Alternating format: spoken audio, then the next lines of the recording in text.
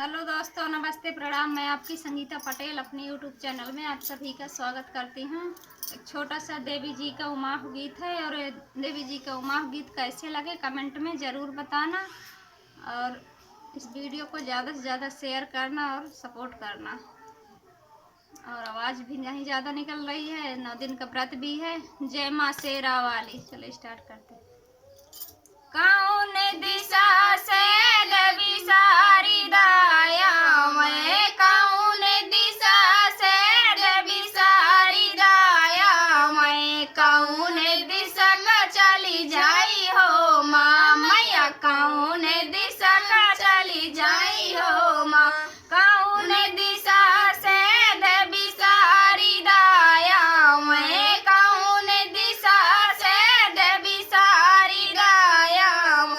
कौन दिशा का चली जाई हो माँ, मैया कौन दिशा का चली जाई हो माँ, पश्चिम दिशा से देवी सारी दाया, मैं पश्चिम दिशा से देवी सारी दाया, मैं पूर्व दिशा का चली जाई हो माँ, मैया पूर्व दिशा का चली जाई हो माँ,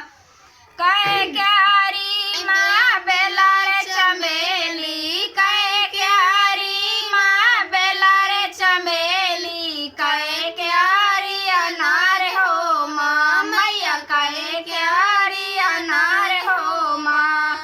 नाव क्यारी माँ बेला रे चमेली, नाव क्यारी माँ बेला रे चमेली, 10 क्यारी अनार हो माँ, मैया 10 क्यारी अनार हो माँ, कौन दिशा से दरिया में देविला, कौन दिशा से कौन दिशा से अवध विसारिदा, कौन दिशा से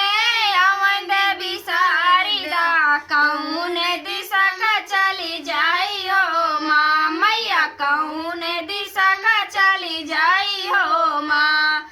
काहे मसी चांबेला रे चमेली, काहे मसी चांबेला रे चमेली, काहे मसी अनार हो माँ, मैया काहे मसी अनार हो माँ, दूधावा मसी चांबेला रे चमेली, दूधावा मसी चांबेला रे चमेली, दहिया मसी